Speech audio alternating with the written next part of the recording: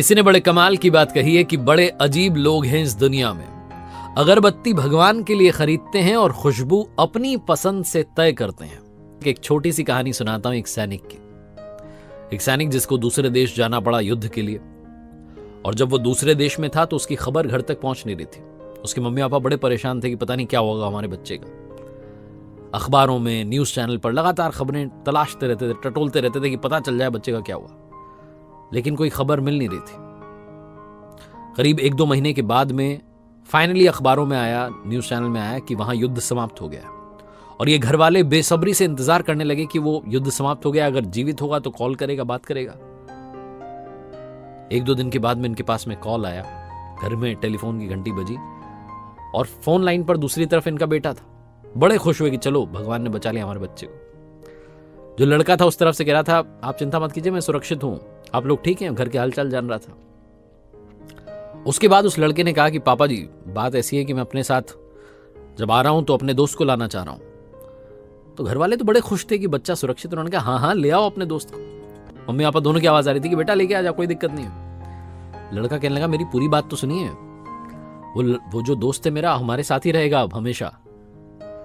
तो पेरेंट्स ने थोड़ा सा सोचा, फिर बोले कि अरे ठीक है ले आ, कोई टेंशन की बात नहीं, लेके आ जाओ उसको। फिर लड़का बोला कि पूरी बात तो सुनिए, दरअसल एक बारूदी सुरंग में वो मेरा दोस्त था और अचानक धमाका हो गया और उसने एक हाथ एक पैर खो दिया। अब इस दुनिया में उसके एक हाथ एक पैर नहीं है, वो बिना एक हाथ एक पैर के जी रहा है। तो उसको मैं अपने घर लेकर आ जाऊं, हमेशा हमारे साथ रहेगा। जो पेरेंट्स थे, जो बच्चे से बात कर रहे थे मम्मी पापा, उनकी आवाज अचानक बदल गई। चिंता उनकी आवाज में आ गई। कहने लगे बेटा क्यों लेके आ रहे हो उसको, वो कहाँ हमारे साथ रहेगा, उसको अपने हाल पे छोड़ दो ना, भगवान सब संभाल लेगा, तुम चिंता क्यों कर रहे हो, उसको छोड़ दो, कभी कुछ रहेगा हम मदद भेज देंगे, उसको छोड़कर आ जाओ। जो लड़का था वो कहने लगा कि क्या हुआ, आप अचानक ऐसे क्यों कह रहे हैं। तो उसके पेरेंट्स इधर से कहने लगे कि बेटा वो बोझ बन के रहेगा, कहां उसका ध्यान रखेंगे, इतना सब नहीं हो पाएगा। लड़के ने उधर से कहा ठीक है, और कॉल डिस्कनेक्ट कर दी।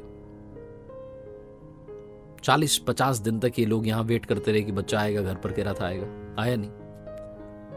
40-50 दिन बाद इनके घर पर कॉल आया और इन्हें बुलावा आया कि आप आ जाइए उस दूसरे देश में जहां युद्ध हो रहा था, कि आ जाइए, आपके बच्चे की लाश मिली है। रोते बिलखते ये पेरेंट्स वहां पहुंचे। इन्हें बताया गया कि आपके बच्चे ने छत से कूद करके जान दे दी, सुसाइड कर लिया। जब मुर्दा घर में पहुंचे तो लाश देख करके सन्न रह गए। इनके बेटे के एक हाथ एक पैर नहीं था। रोने लग गए, कहने लगे कि काश हमने अपने बच्चे से कह दिया होता कि उस दोस्त को लेके आ जा, ले आ उसको घर पर, हम साथ रख लेंगे। लेकिन ऐसा बोला नहीं। अगर ऐसा बोल दिया होता तो शायद वो बच्चा जीवित होता। वो बच्चा दरअसल जानना चाह रहा था कि उसके पेरेंट्स कैसे रिएक्ट करते हैं, लेकिन पेरेंट्स ने कहा उसको क्यों ला रहा है, वो बोझ बन के रहेगा। ये कहानी उन मम्मी पापा की और उस बच्चे की नहीं है, सबकी कहानी। आज के जमाने में बहुत सारे लोग ऐसे हैं जो फायदा देख करके रिश्ता बनाते हैं, बड़ी प्रैक्टिकल सोच रखते हैं। उन्हें लगता है कि बोझ होगा, क्या करेंगे, रिश्तों में फायदा ढूंढते हैं, अपने हिसाब से रिश्ते बनाना चाहते हैं। जहां कोई कमी हुई उसको दूर कर देते हैं। कमी हर इंसान में है। कमियां ढूंढने लगेंगे तो शायद प्यार नहीं कर पाएंगे। प्यार उनसे भी कीजिए जिनमें कमी है। दिव्यांगों की बात करें तो उनसे भी प्यार कीजिए, उससे भी प्यार कीजिए जो आपसे पैसे में कम है। प्यार कभी भी ऊंच नीच भेदभाव नहीं देखता है। प्यार प्यार होता है और मोहब्बत हमेशा दिल से की जाती है। यही इस कहानी का मैसेज है। बहुत ही गहरी बात है, लेकिन ये कहानी हमें सिखाती है।